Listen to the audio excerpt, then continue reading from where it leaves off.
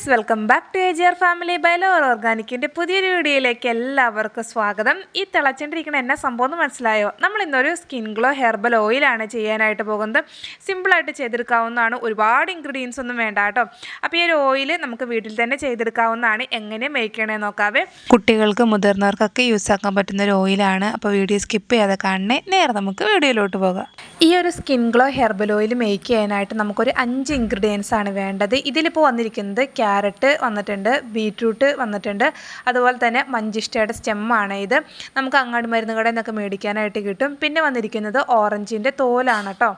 അപ്പോൾ ഇത്ര ഐറ്റംസാണ് നമ്മളിപ്പോൾ എടുത്ത് വെച്ചിരിക്കുന്നത്. ഇതിലിപ്പോൾ ക്യാരറ്റും അതുപോലെ തന്നെ ബീറ്റ്റൂട്ടും നമ്മൾ ഗ്രേറ്റ് ചെയ്താണ് എടുത്തിരിക്കുന്നത്. ഇല്ലാന്നുണ്ടെങ്കിൽ നമുക്ക് ചെറിയ ചെറിയ പീസുകളാക്കി കട്ട് ചെയ്തെടുത്താലും മതി കേട്ടോ.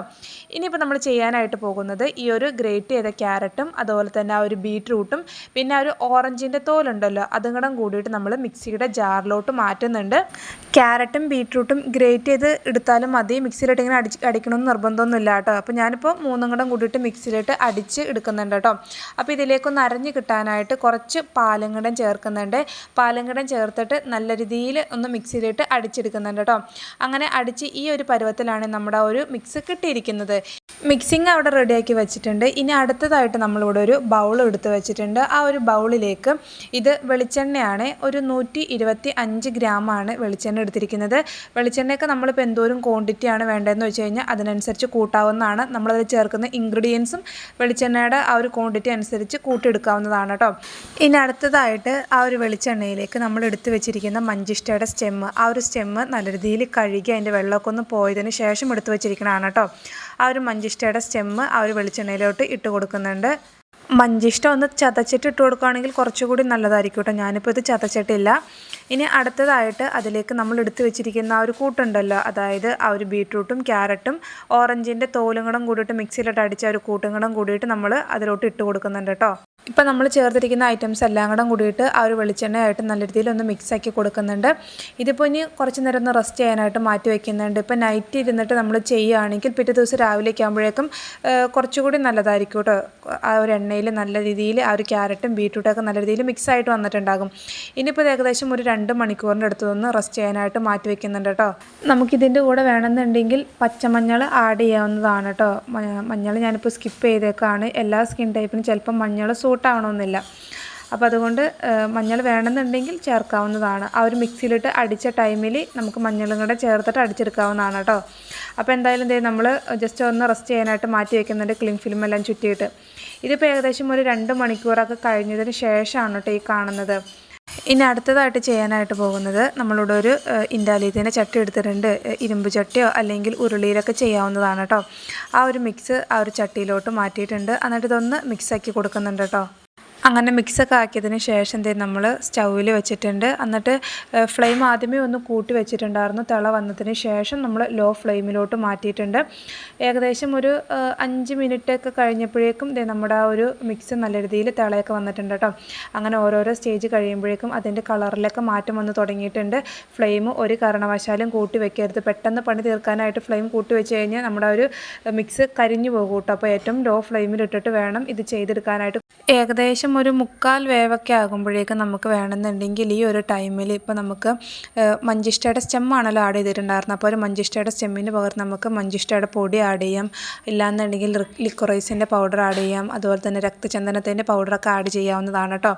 പൗഡേഴ്സൊക്കെ നമ്മൾ ഏകദേശം ഒരു 3/4 ഭാഗമൊക്കെ ആകുമ്പോഴേക്ക് വേണം ആഡ് ചെയ്യാനായിട്ട്. ഇല്ലാന്നുണ്ടെങ്കിൽ പെട്ടെന്ന് കരിഞ്ഞു പോകാനായിട്ട് ചാൻസ് ഉണ്ട് കേട്ടോ. അങ്ങനെ ഓരോരോ സ്റ്റേജ് കഴിയുമ്പോഴും നമ്മുടെ ആ ഒരു എണ്ണയൊക്കെ നല്ല രീതിയിൽ തെളിഞ്ഞ് തുടങ്ങിയിട്ടുണ്ട്. അതിൻ്റെ ഒരു ബബിൾസ് എല്ലാം ഒന്ന് മാറി ആ ഒരു എണ്ണ തെളിഞ്ഞ് വരുന്നതാണ് കേട്ടോ അതിൻ്റെ പാകം. അപ്പോൾ ഏകദേശം നമ്മുടെ ആ ഒരു ഓയിൽ ഇവിടെ റെഡി ആയിക്കൊണ്ടിരിക്കുകയാണ്. ആ ഒരു കൂട്ടിൻ്റെ എണ്ണയൊക്കെ തെളിഞ്ഞ് നമ്മളിപ്പോൾ അതിൻ്റെ ആ ഒരു ബീറ്റ്റൂട്ട് ക്യാരറ്റൊക്കെ നമ്മൾ ഇട്ടിട്ടുണ്ടായിരുന്നല്ലോ, അത് നമ്മളിങ്ങനെ കയ്യിലെടുത്ത് നോക്കുമ്പോൾ അത് പൊടിഞ്ഞു വരുന്നതാണ് കേട്ടോ ആ ഒരു എണ്ണ പാകമായി എന്നുള്ളത് അറിയാനായിട്ട് പറ്റുന്നത്. ഇതിപ്പോൾ എന്തായാലും നമ്മുടെ ഓയിലൊക്കെ ഇവിടെ റെഡി ആയിട്ടുണ്ട്. ഞാൻ ഫ്ലെയിമും ഓഫ് ചെയ്തിട്ടുണ്ട് കേട്ടോ. അപ്പോൾ ഇതാണ് നമ്മുടെ ഓയിൽ ൻ്റെ കളർ വരുന്നത് കേട്ടോ. നല്ലൊരു വീഡിയോയിൽ ഇപ്പോൾ കാണുമ്പോൾ ഒരു യെല്ലോ കളർ മാതിരിയാണ് വരുന്നത്. അപ്പോൾ ഇനി ഇത് നല്ല രീതിയിലൊന്ന് ചൂടൊക്കെ ആറട്ടെ. ചൂടൊക്കെ ആറിയതിന് ശേഷം കാണിച്ചു തരാം കേട്ടോ നമ്മുടെ ഓയിൽ എങ്ങനെയാണ് ഇരിക്കേണ്ടത്, അതിൻ്റെ കളറും കാര്യങ്ങളൊക്കെ. ഓയിലിൻ്റെ ചൂടൊക്കെ ആറിയതിന് ശേഷമുള്ളതാണ് കേട്ടോ ഈ കാണുന്നത്. നമുക്കിനി അരിച്ചെടുക്കേണ്ടതായിട്ടുണ്ട്. വളരെ ചെറിയ ക്വാണ്ടിറ്റിയിലാണ് നമ്മൾ ചെയ്തെടുത്തിരിക്കുന്നത്. എന്തോരമാണ് നമുക്ക് വേണ്ടത് അതനുസരിച്ച് നമ്മൾ ചേർക്കുന്ന അളവിലൊക്കെ വ്യത്യാസങ്ങൾ വരുത്താവുന്നതാണ്. അപ്പോൾ ഇതാണ് നമ്മുടെ ഒരു ഓയിൽ വരുന്നത്. ഇനിയിപ്പോൾ ഇതൊന്ന് അരിച്ചെടുക്കട്ടെ കേട്ടോ. അരിപ്പയിലോ അല്ലെങ്കിൽ നല്ലൊരു തുണിയിലൊക്കെ ഇട്ട് അരിച്ചെടുക്കാവുന്നതാണ്. അപ്പോൾ ഞാനിത് അരിച്ചെടുത്തിട്ട് കാണിച്ചു തരാം കേട്ടോ. അങ്ങനത്തെ നമ്മുടെ സ്കിൻ ഗ്ലോ ഹെർബൽ ഓയിൽ ഇതിവിടെ അരിച്ചെടുത്തിട്ടുണ്ട്. നല്ലൊരു കളറിൽ, നല്ലൊരു ഓറഞ്ച് കളറിലാണ് നമ്മുടെ ഒരു ഓയിൽ വന്നിരിക്കുന്നത്. ബോട്ടിലാക്കിയപ്പോൾ ഇത്രയാണ് കേട്ടോ നമുക്ക് കിട്ടിയിരിക്കുന്നത്. ഇത് 100 ml ബോട്ടിലാണ്. 100 ml മുഴുവനായിട്ടും കിട്ടിയിട്ടില്ല. നല്ല കളറാണ് കേട്ടോ നമ്മുടെ ഒരു ഓയിലിന് വന്നിരിക്കുന്നത്. ഈ ഒരു skin glow herbal oil try ചെയ്ത് നോക്കാൻ താല്പര്യമുള്ള കൂട്ടുകാരൊക്കെ തീർച്ചയായിട്ടും ട്രൈ ചെയ്ത് നോക്കുക.